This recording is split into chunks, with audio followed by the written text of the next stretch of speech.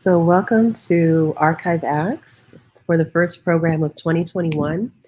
Today marks a special conversation in tandem with the current group exhibition of 6 artists at Living Arts in Tulsa, Oklahoma, curated by Grace Deveney.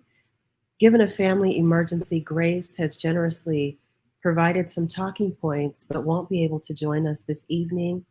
The conversation between artist Naima Lowe and I will be facilitated by the incredible administrator of the grant program, OVAC ART 365, Alexa Gaudinger.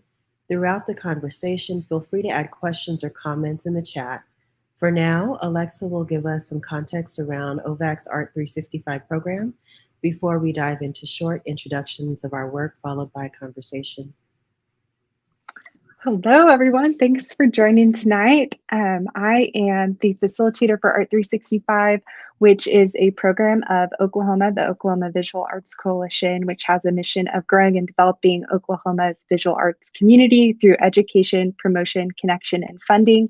And this is our biggest budget program with ART 365. It only happens once every 3 years because the honorarium size is $12,000 for over the course of 1 year, where the selected artists, which in this year there were six artists to create 5 projects throughout that course of the year. And we have 2 of the amazing and fabulous artists with us tonight.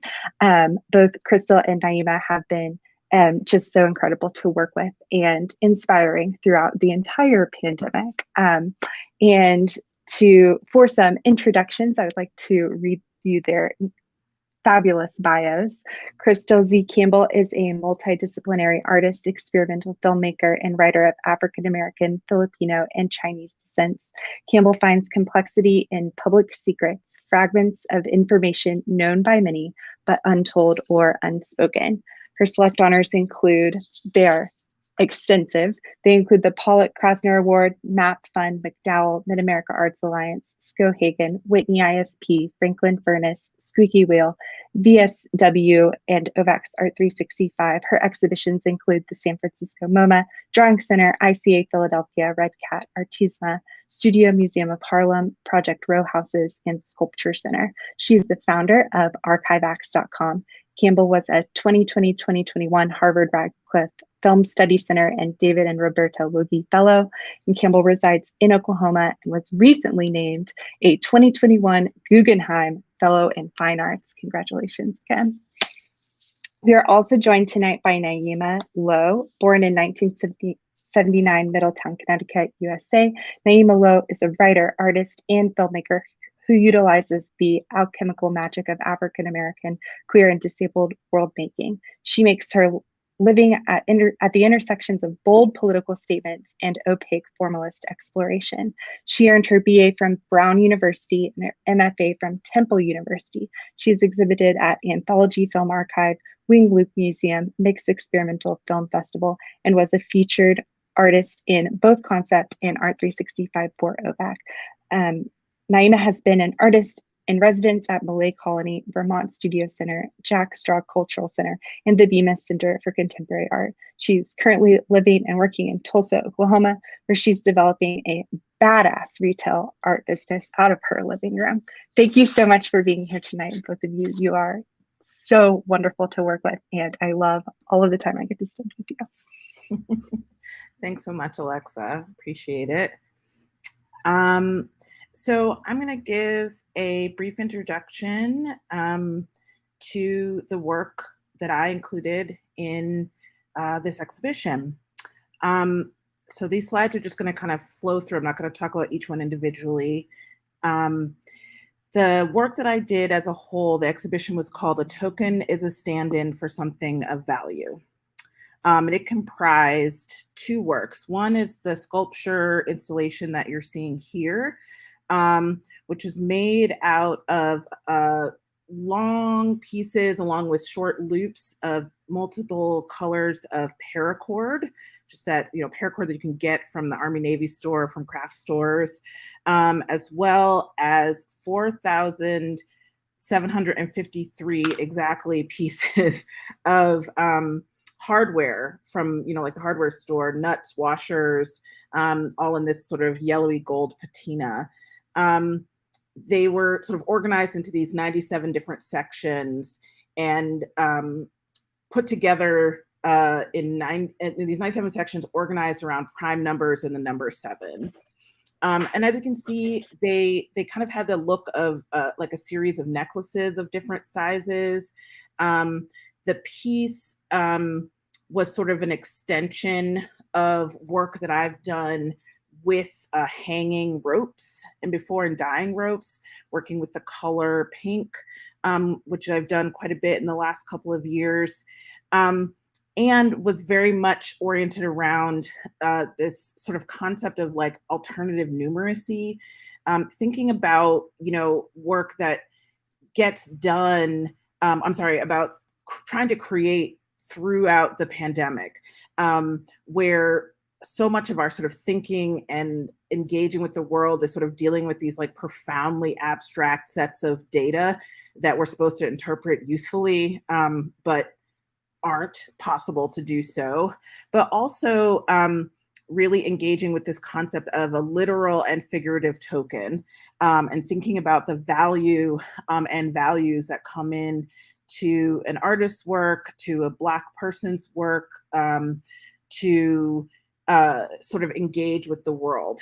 A lot of the sort of concepts within this piece kind of came out of having to spend a lot of this last year, as Alexa pointed out, creating this retail art sales business out of sort of functional necessity, because I was having a lot of trouble kind of engaging with certain elements of the institutional art world, particularly here in Tulsa, but really just in general, kind of trying to reckon with this phenomena of, as an artist and as someone very, very deeply invested in sort of the radical kind of potential of Black speech and utterance, being sort of having people have an interest in my physical presence as a Black person, but not my actual sort of liberation and capacity to be a whole person. So a literal token.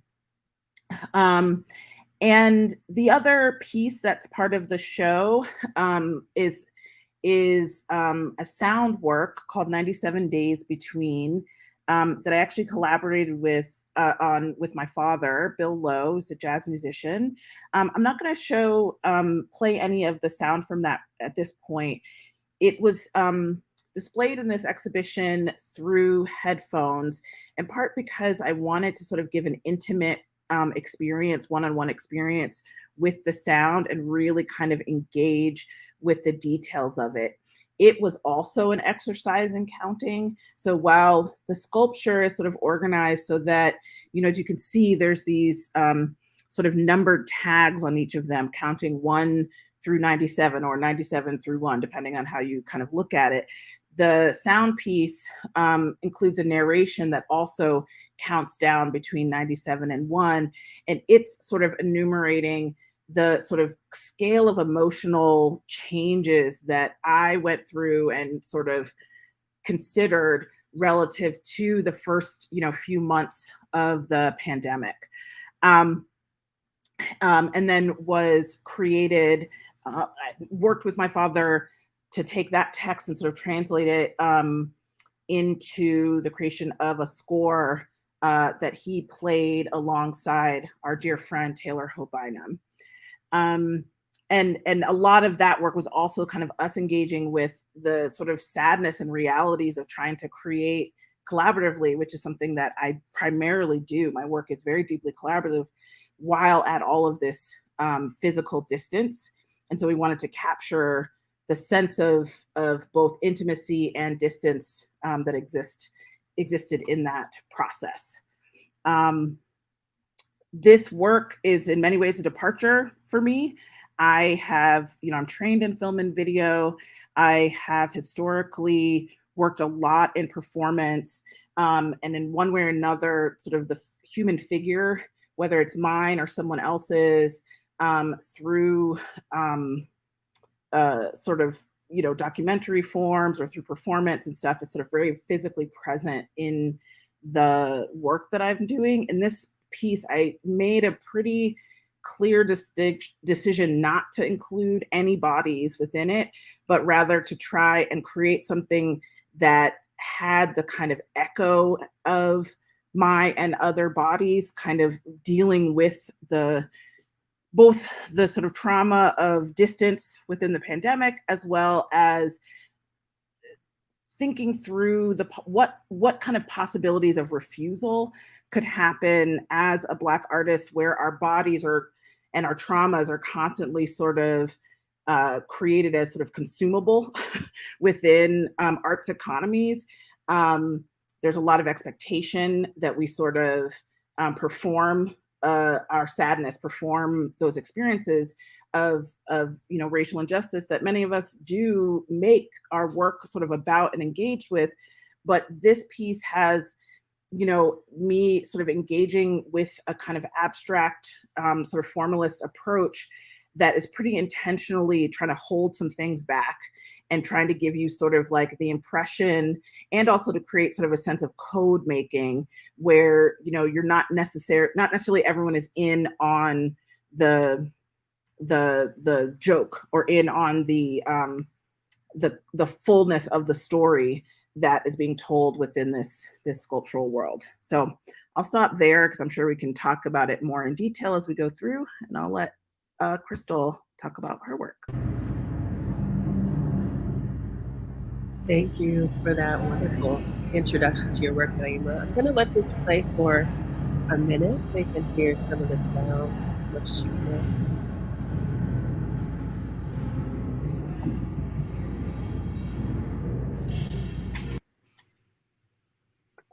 Okay, so I'm going to let that play as well.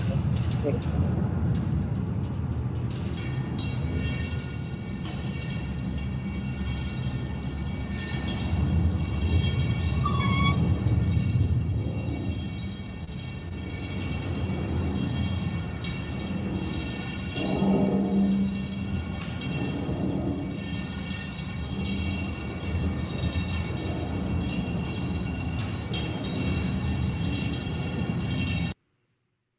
Okay, so we're going to kill this sound on that.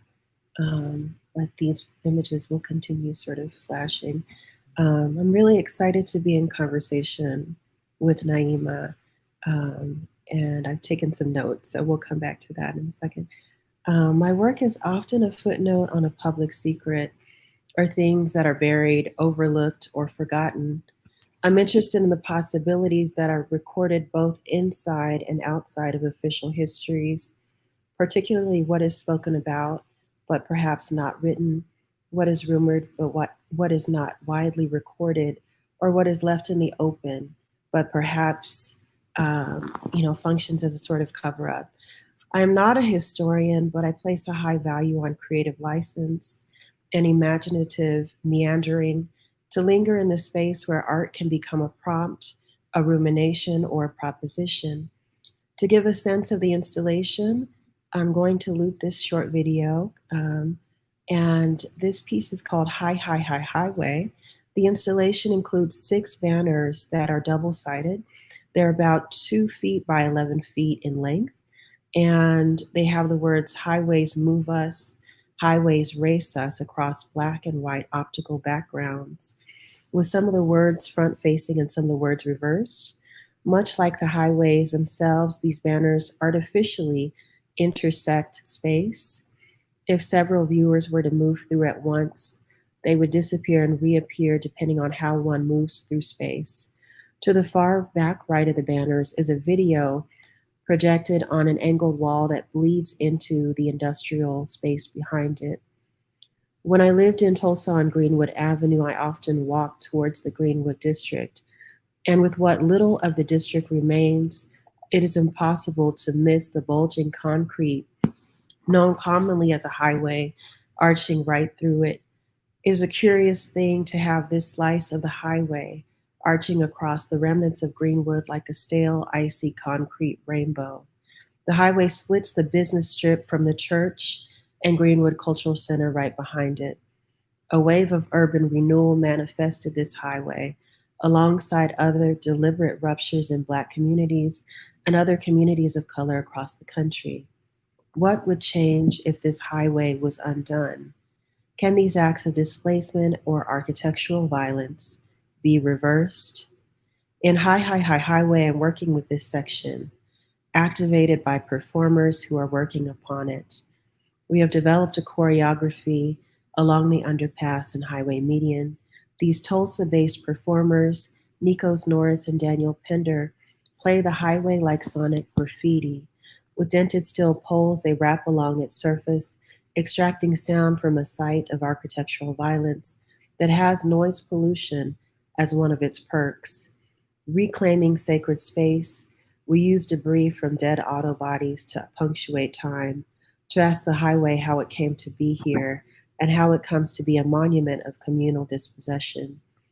I'm interested in this highway as a site where a history of gesture, mobility, escapism, displacement, noise, segregation, and silence collide. Recalling a song I listened to when I was learning to control the wheel, Tony Rich's Highway claims, I drive the highway in no direction. Once you are on it, it is easy to stay on. It is easy to block things out.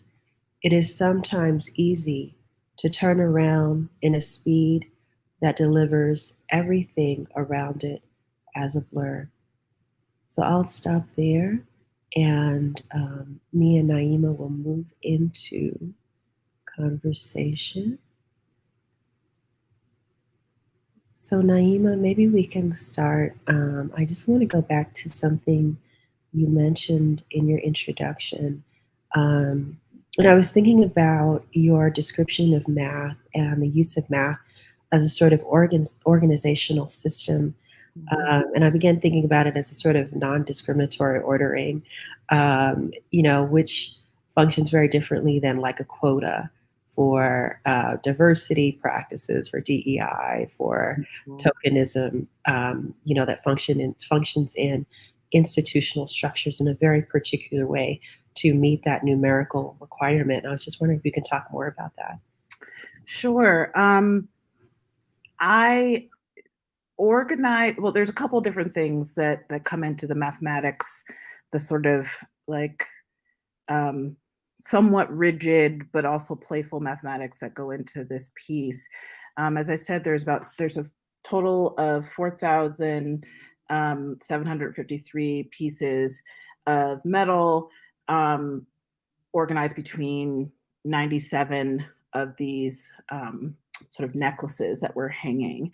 And they each have a tag on them, counting down from 97 to 1. And the way they're organized is, they start at 97 and there's a total of 97 pieces. And then there's 96 and 95. And so that 4,753 is the sum of all of those, right? And that individual piece is actually called sum total. And I chose that sort of approach.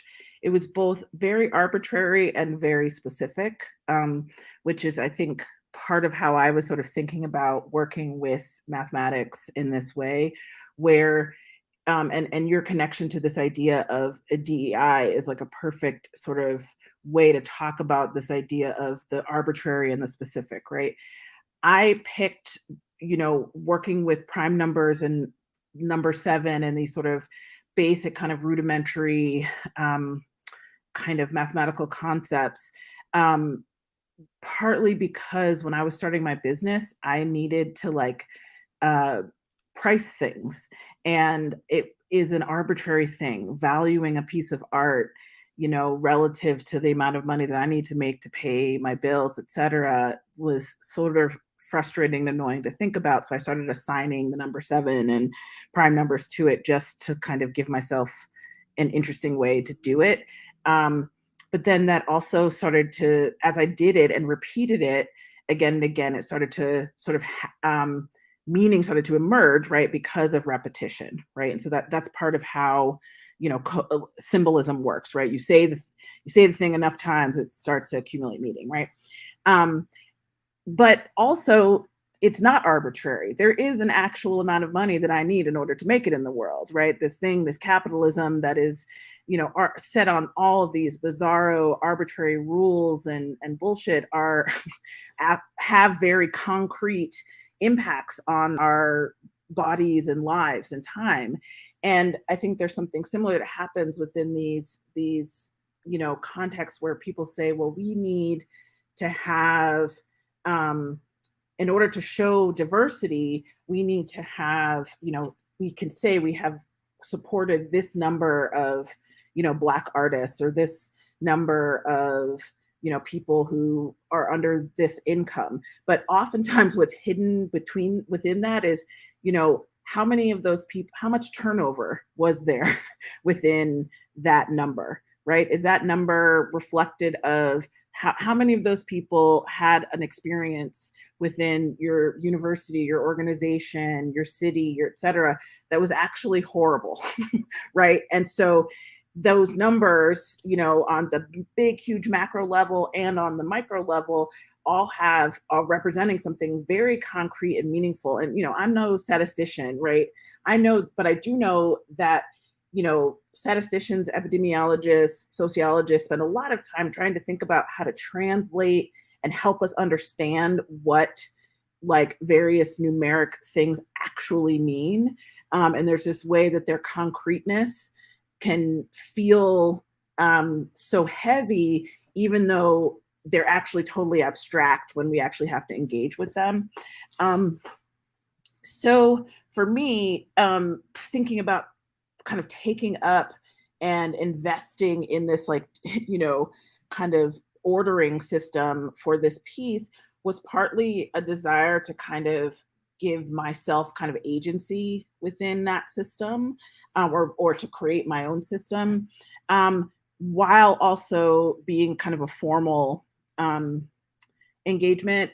I collaborate with my father. He's a musician. So much of music is about patterns and numbers and numeracy, right? It's like sort of just, and I started coming up with this idea where it's like, oh, music is, when math becomes poetry, right? Because it's so systemic, and yet what we experience when we listen to it is so kind of fluid and abstract and all these other things. And so part of it was me in collaboration from a distance, trying to kind of create a model for my own practice that felt something similar to what I imagine my father does as a musician. Really interesting in terms of like thinking about the math as a sort of composition in the work, and also the way that your work is playing with space and disembodiment in the way that you spoke of, and this sort of necklace, this sort of necklaces that are hung at body height and slightly higher, right? That one can sort of imagine, but the absence of someone within those necklaces is actually very poignant. And so I'm sort of wondering if you can elaborate a little bit more on, this sort of agency, the reclaiming of agency that sort of, that really pivoted your work in this particular project, but also pivoted, I think a lot of moves that you're making in other ways in your personal realm as well. Sure. I mean, I would say there's agency in two places. One is, you're correct. There's a lot of engagement of the body in this work, even though it's physically absent, right? So something that harkens to a necklace. There's one sort of moment in the sculpture where there's almost like a little portal that's really at body size, and it's very much modeled after my body, that you can sort of walk through it, right? I also, as you saw in some of those images, spent a lot of time thinking about the sort of appearance of weightlessness, that the necklaces would sort of get pulled up and down. And so, what I imagined is that there's a moment where you could be close enough in it that you wonder, is someone holding it, or is it somehow doing it on its own? So those are some of the things I was, attempting to play around with, along with, as you noted, just the basic kind of idea of like, something that feels like something you would wear or hold. And people's impulse to touch was very intense. And I understood that I had to stop myself from being freaked out by it, but I was on purpose, right? Because I knew it would have that impact. So some of it is, I feel, a type of agency of sort of engaging and having a sort of witness, and not necessarily manipulation, but moving of body with my own body absent, right? So it's like there's like the ghost of me there without actually being there. And to me, that constitutes a particular kind of agency, because like I said, the sort of specter of sort of Black just pain and lynching and visibility is such a constant in our sort of visual culture, that and it's something that I use at times, and it's not about sort of saying that somehow artists who do engage with that, or my own work in that way, is somehow wrong or bad or something, but this was a way to kind of shift. And then agency around deciding that it was absolutely in bounds and worthwhile and delightful to do something that was largely very formal and playful, and sort of taking agency in that way, which is not to say that the meditation and questions of how I think about that same question of pain or degradation or experiences of exploitation aren't all over this in certain ways. I'm also purposely saying I'm not going to give that away, if that makes sense. I certainly, when I came to Tulsa, and certainly, I came as part of this fellowship, and, when you spoke about the idea of, sort of DEI and the idea of like the sort of numbers of Black people who are present, I was always very aware when I sort of entered the Tulsa Artist Fellowship that I'm a stand-in for what some institution wants Blackness to be and to talk about. And one of the very small ways that I attempted to kind of have some resistance in that space was to very purposefully actually not actively engage and talk about Greenwood while I was living there. Not that I wasn't thinking, dreaming, and engaging with it every day, because how could you be in that space and not?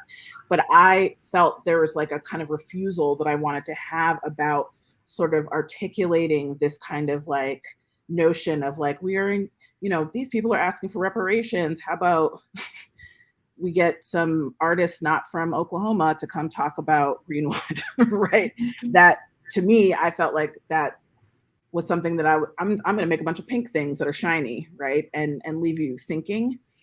So that was a type of agency that then also translated into, starting this business, which, so far, so okay.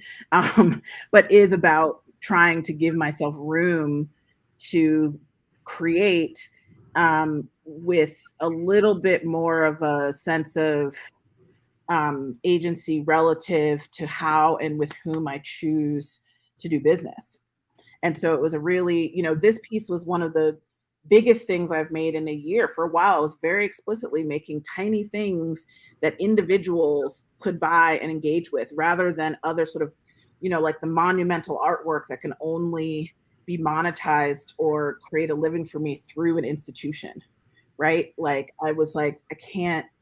That's a very specific way to make. That's a very specific way to be in conversation around your work, as opposed to, I have a direct relationship with people who are interested in supporting what I do. Is this going to last long enough for me to keep paying my bills? I'll let you know in a couple of years, but that is sort of the idea. But one of the things, your question and your inquiry had me thinking about, Crystal, was this idea of sort of engaging and taking up kind of architectural space and doing it with both like physicality and like a sonic kind of Well, I mean, obviously we both have sound in our work, but in yours, I was really compelled to sort of think about, you know, the performers literally sort of creating sound out of the physical environment. And I was wondering if you could talk kind of more about that, because I think, I don't know, sometimes when environments are really fraught and contested the way that Greenwood is, it can be really interesting to see what it means to sort of literally and figuratively kind of activate it and make it live in a different way. And so I'm curious if you could talk more about how that comes into your work. Oh, such a good question. And I think that we're, as you talk more, like I'm seeing more connections in the work that we're both sort of working towards in thinking about different versions of opacity and what that means as a strategy refusal of narrative. Sort of like trying to give the audience some cues that they can pick up on, but they cannot necessarily like walk away with a linear narrative, right?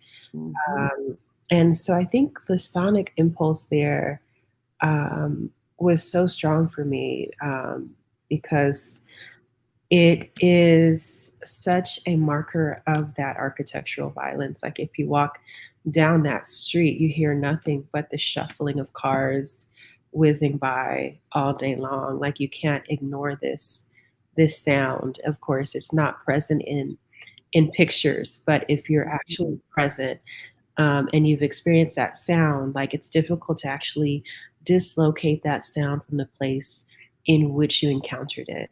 And to me, that is one of the most prominent stages of the violence that remains from that piece of architecture. Not only did it spatially displace this community that rebuilt after the massacre, as devastating as that was, but this community is now left with this sort of void, right? This gigantic concrete sort of dagger moving through it.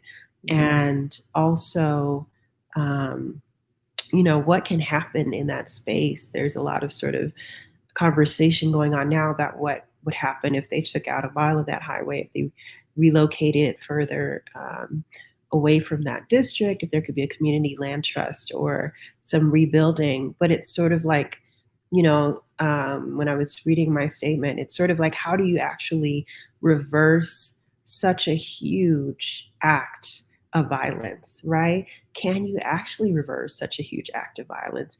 And what would that look like? And I'm thinking so much about sound and, I think often about sound at Waco during the Waco standoff and how sound was used to influence the people inside of that standoff and really sort of like agitate people, right? And then I'm thinking about sound like healing, the healing possibilities of sound therapy, of things like this, and the different sort of parameters of sound as a potential strategy for recuperation and sound as a strategy for violence. And sometimes those things are the same thing. But in this case, the thing that stands out to me is the violence of that sound. And I was trying to work with the performers, Nikos and Daniel, trying to think about how through sound can we actually overpower the sound that is already present. Like, how can we make a sound that is so grating that it becomes comfortable? And to me, that's the way that sort of these massive scales of violence work, is that we almost get conditioned to experiencing them, so they no longer stand out. If you're there every single day listening to that highway, it just becomes part of that landscape, right? So I'm trying to think of the ways in which these things become ingrained, but also trying to make them stand out so that we actually pay more attention to them. Yeah, as you're speaking, I'm sort of wishing I'd figured out a way to share more of the sound from my piece. Partly it's not in video form at this point, so using it to share on this platform is a little tricky, but also it actually is going to be streaming through an exhibition through the Henry Art Gallery and Jack Straw Cultural Center starting tomorrow. Can you add the link? So we can share that, and then we can listen to it all you want. But what I'll say is that one of the things that I did, my playing part of that piece is both me speaking, but also literally playing some of the metal that you see in the sculpture. And that was some of what my father and I kind of riffed back and forth around is the playing of that metal.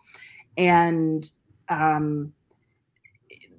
thinking about that, both that experience and that process, as well as thinking about the ongoing work that I've been doing, thinking about sound as a kind of modality for opportunity for change, for it's a way of working that works so concretely on your body, right? It is a physical process. It hits your eardrum, right? And can be violent and can be soothing in its process of creating, and can be so many different kinds of opportunities to collaboratively engage versus be excluded, depending on how it's made and what it's doing, as you discussed there. And I think is one of those forms, particularly in the context of, kind of Black creation, Black utterance, that's so foundational to sort of a way of understanding African-American kind of cultural production. And that's definitely like a centerpiece of my work, like through this collaboration with my dad. We very clearly articulate this way where I speak about my work as an improviser of Black music, even though I'm not a trained musician, but that like the logics that come into how I think, how I work, how I understand the world are very much indebted to that tradition. So that's how I position myself. But also it's a tradition that is about being able to live in and work in complexity, right? And one of the complexities that exists within, jazz, as my dad would say, jazz is what we learned to call it institutionally. It's actually just Black music, but I'll let him describe that sometime.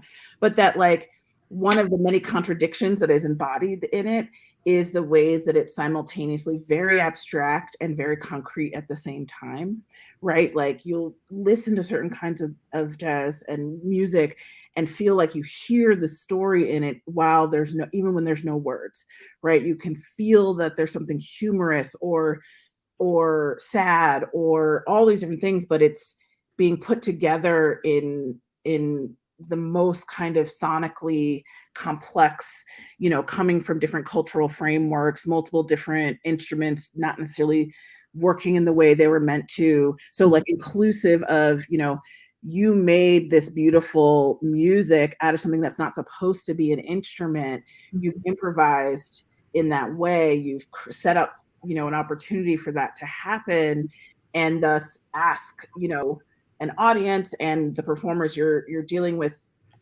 sort of to kind of engage with you. And so there's this way where we get immediately know what to do when we hear and operate in that, but then also it's incredibly abstract, right? And that's something that I love about it, is that it's this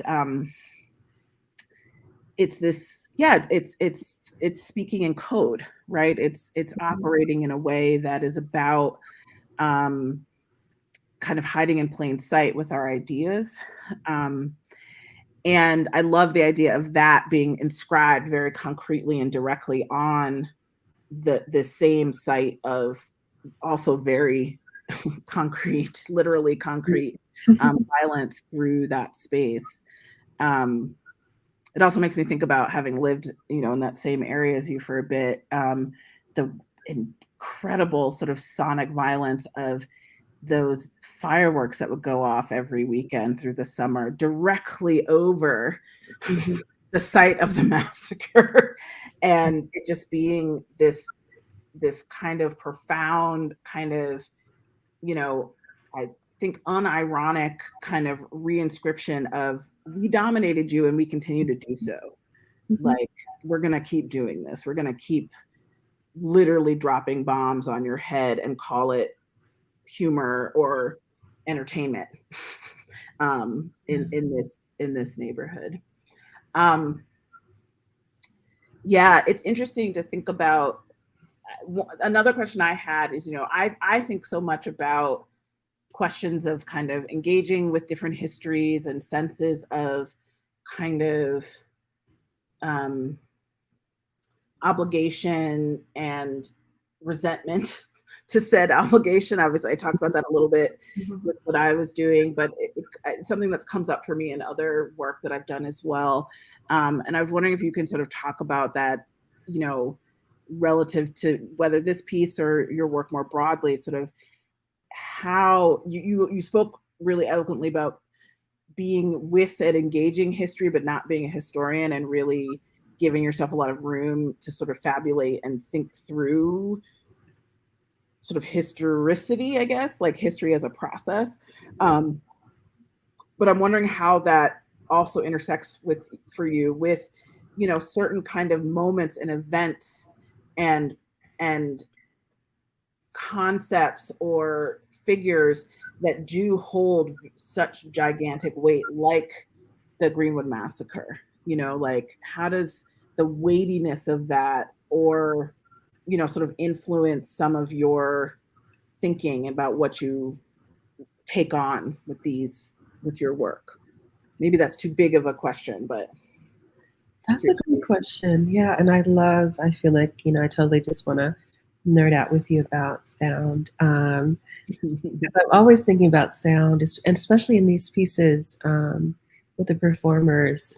I think about sound and sonic traces as sort of the afterlife of a movement or a gesture, right? And it's sort of like, well, it's sort of the ghost of that moment or the ghost of the gesture, and it can reverberate. And I think those reverberations are sort of where I'm interested in sort of diving into, even historically, like what are the reverberations of a particular event or a particular scene.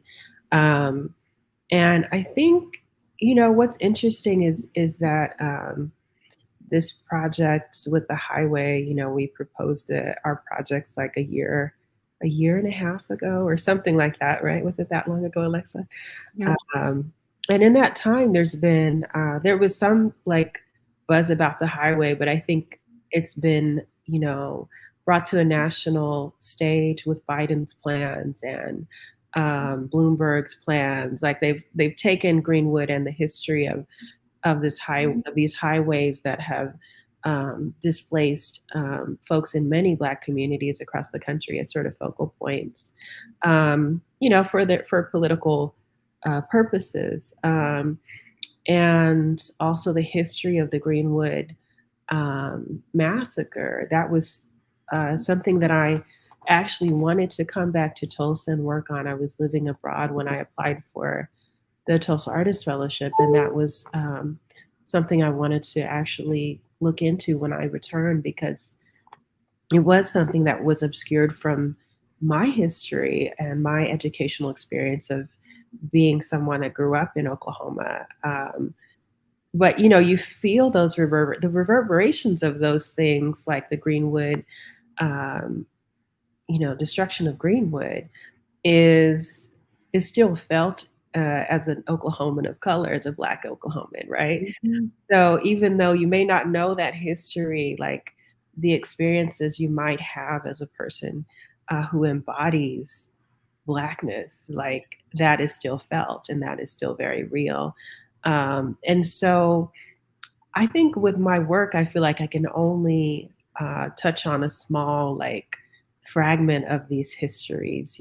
That's why I think the work of a historian is very different in narrativizing history, in canonizing history, where to me, the history itself is material, like paint is material, like a frame from an archival film is material, like a soundbite is material.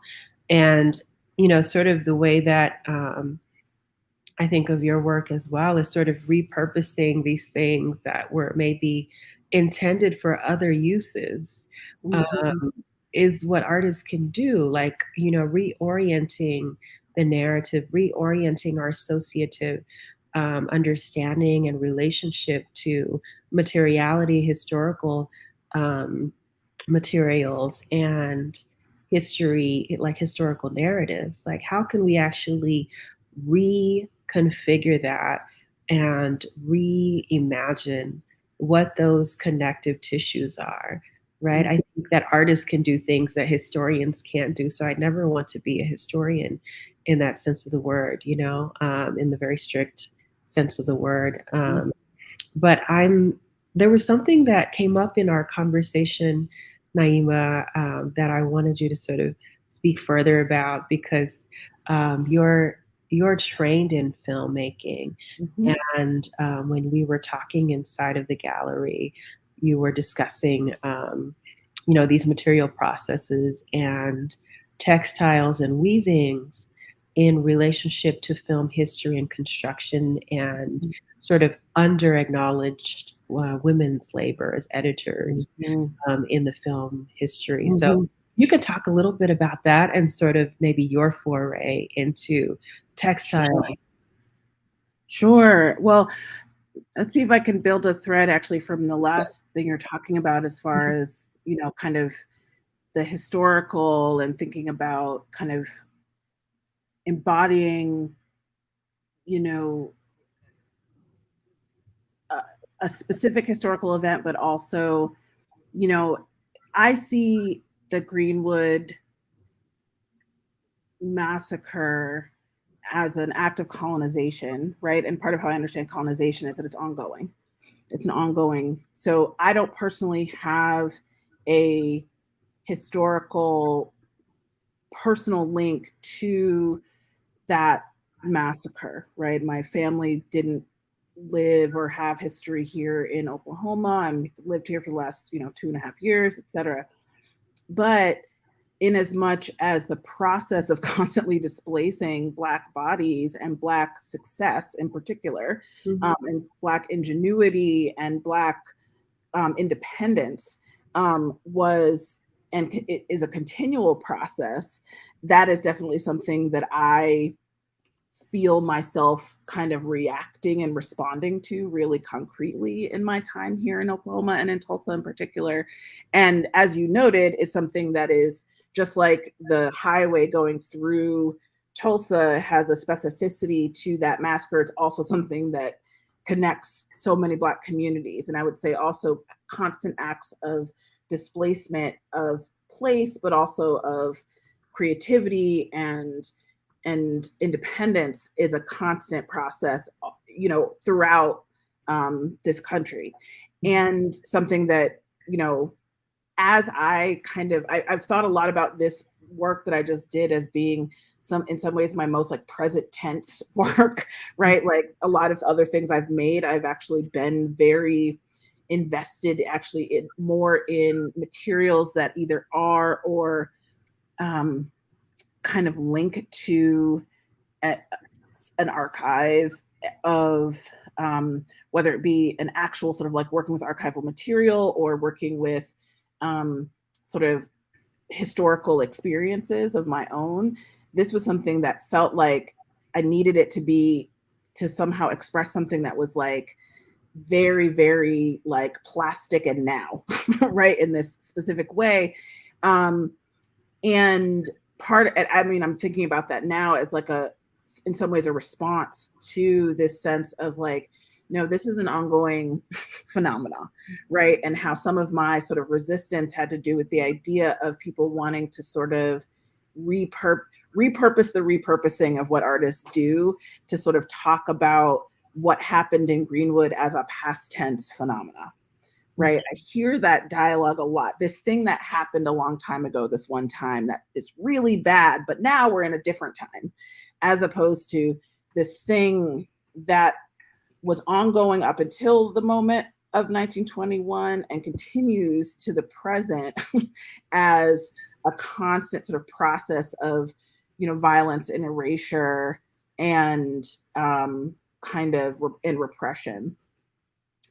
And I think that it's a really difficult, for me personally, it's just such a difficult position as like functionally as an artist, but then also like philosophically for me to kind of contend with, because it's also part of where I agree with, like, you know, what artists do regardless of the kind of materials we work with versus what sometimes it seems like institutionally we're asked to do are very different things.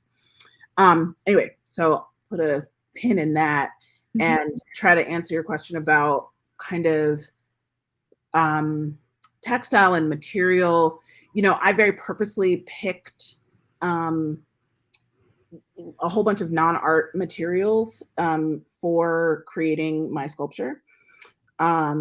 And part of that was convenience. And then part of that was like wanting to very explicitly situate myself within the sort of like, you know, often dismissed worlds of kind of craft. And I don't even mean craft in the sort of like fine art craft, but like people going to Michael's and making shit craft, right? Which is frankly like kind of more my people than not at this point, in terms of how I make and what I think about and how I want to interact and and trying to rethink in some ways what it means to value creativity versus dismiss it as like just this thing that women and girls do. And that was like and similarly, you know, if in as much as I think of this work as gendered, which is a different conversation, similarly, you know, working with this hardware as something that somehow, you know, we don't think of as like a serious kind of material engagement. But let me tell you, nobody has more to say about the materiality of that hardware than the guys that I worked with picking out all of those nuts and washers and stuff for my piece. Anyway, you know, yeah, I trained in film. I taught film for like 10 years, which I really enjoyed. And I loved teaching kind of early film, in part because it's a good reminder of like film is so good at making itself seem like it's been around forever, right? It just repeats its code so fast, so much that we can be like, I remember reading a lot of student papers about films that were like, since the beginning of time when film was invented. And I'd be like, no, since about 100 years ago, right?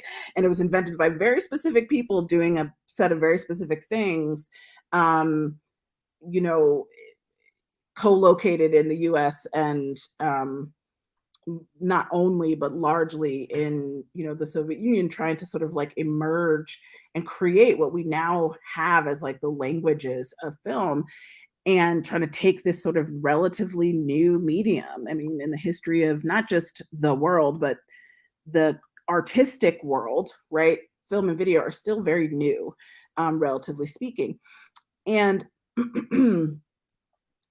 one of the things that we've sort of enshrined as old or just a given is the idea that like the makers and the sort of voices of that film is like all these sort of like singular genius men, as opposed to the ways that like in actuality the editing and process originally was very much a women's job. And part of that women's job was because the process is actually considered very similar to things like weaving and sewing, and the physical sort of machines and things are actually quite similar. And I always notice how often it's the case that people who have a preoccupation with the materiality of film can make a transition into the materiality of sort of textiles or sewing or things like that, because it's a similar kind of repetitive mechanical diligence that goes with it, and a kind of like detail work that becomes like a broader whole. And so as I've actually moved out of making a lot of films, I don't think it's an accident that I'm working a lot in print and in textiles and things like that, because there's a sort of logic of it to me, of you make these sort of repeats and you work in sets and you think about, and also that it's like pragmatically about something that could be cheap and reproducible, right? Like, and available, and and easy, quote unquote, for anybody to make. These are all things that I kind of was trained in film. And so as that became less my interest, or less the center of my interest, it's been kind of a natural transition into some of these other modes. I don't know if that answers your question, Crystal. It's kind of a broad understanding of my interests in that kind of work. Professor Lowe reporting. Absolutely. And that sort of parallel of film and seriality in sort of analog formats is, makes total sense. Yeah, in my own like sort of version of sort of thinking about film, like analog film, sort of where these banners originate. This is probably maybe the fourth installation I've done with a series of banners, but I love thinking about, strips of analog film, and just sort of, really zooming in on them and expanding them and focusing in on a single frame and sort of thinking about how one can misread that or how it can be misinterpreted or reinterpreted depending on where that single frame is placed in relationship to others, right? So it's sort of this macro process that has a micro editing quality in the way that I'm sort of like trying to figure those things out and those relationships out. And we're almost out of time, but I just wanted to sort of like thank you for mentioning this sort of co-opting of the narratives that Black artists work with, right? This sort of co-opting of the narrative without taking on the violence and the erasure that the artists are themselves contending with, and sometimes in their humanity within institutions, as well as in the work, right? And I think that's something that that agency, that brings me back to your questions around agency, and also like, my personal like relationship to residencies and trying to navigate that, because each sort of institution what needs to show something, right? Like the artist needs to show something and perform a certain level of productivity, and the institution needs to as well. Yeah. Yes. So, yeah, there's often this sort of performance that is part of the engagement, right? And so you're making me think so much about, even these ideas around what was lost in the Greenwood district, right? And what you're saying, the independence and the creativity and the ability to actually construct those narratives and like sort of set the parameters of how you want to engage, because there are already certain rules in place, right? There are already certain social structures in place, but not that they have to be agreed upon or conform to, but there are certain like conditions that we're always responding to that Absolutely. sort of challenge that agency, right? Absolutely. I mean, on a really like, kind of straightforward level, it is so often the case that, many institutions, they want to hear, it's very exciting to have, and this is something I learned the hard way in various situations in my life, where you're loved when your criticism, when you are the Black artist who has sort of harsh criticism and things to say and a politic and all that other stuff, until you're speaking about your own experience within that same context. And in addition to how just basically hypocritical, although kind of obvious that is, it's so dehumanizing, right? Because basically what you're telling that artist is like, detach yourself from the very thing that you're talking about and is the fruit of your work. Detach yourself.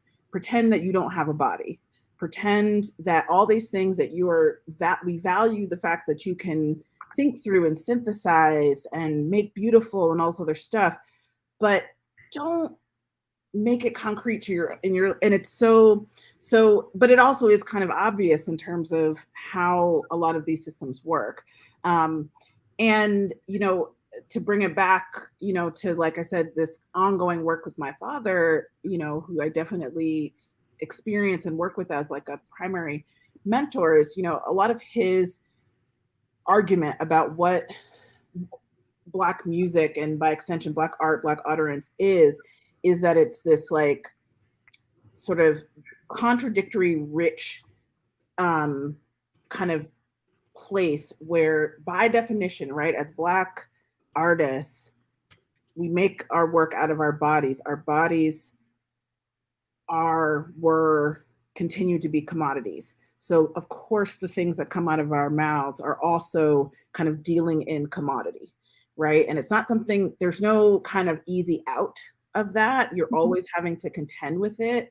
But so then it's always the question of, well, what does that do? How do you maintain your sense of, humanity and sort of collective engagement within that? Because it's I think it's inescapable, but sometimes depresses me.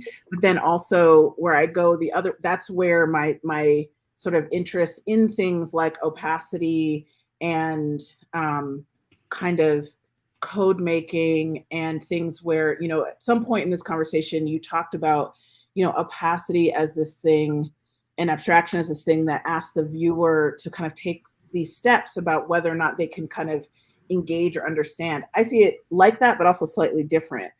I tend to think about my work as if it has multiple viewerships, right? That there is a viewership that gets to get all those answers because I'm in there with you, right? You are also in that sort of like special kind of Black weirdo land with me. And so we get to kind of engage and follow each other's interesting threads together, and have the, I don't know how many of you have ever like watched really like well tuned, knowledgeable jazz musicians work together on stage. They'll frequently, and kind of annoyingly sometimes, start just randomly laughing with each other on stage at some joke that the rest of us don't have.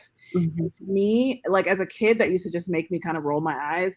As an adult, what I understand is it's like these are people figuring out how to kind of hold on to some elements of their own humanity because they are not letting us in on the joke. And they are just getting to be their own expressive selves while also doing something that we do also get to have. And I think that's a really beautiful tension to get to work with as an artist. Absolutely. You're just making me think of this, just as a closing thought, this complicated figure, Miles Davis, right? And how he would often play with his back turned to the audience. Absolutely. And that makes me think about, I don't know, I'm trying to think through Fred Moten's, is it Black and Blur, Consent Not to Be a Single Being, and sort of like, not wanting to be flattened by that perception of oneself. Absolutely. Right? Absolutely. And getting to hold the part where you get to just be kind of, wow, like, I think that's, it's like, and I know you were trying to get out of here, but I always think of Farrah Griffin's book about Billie Holiday, which is called If You Can't Be Free, Be a Mystery, right? Mm-hmm. Like the power of a certain kind of, again, refusal around, it's like, you're going to get some because that's part of my job.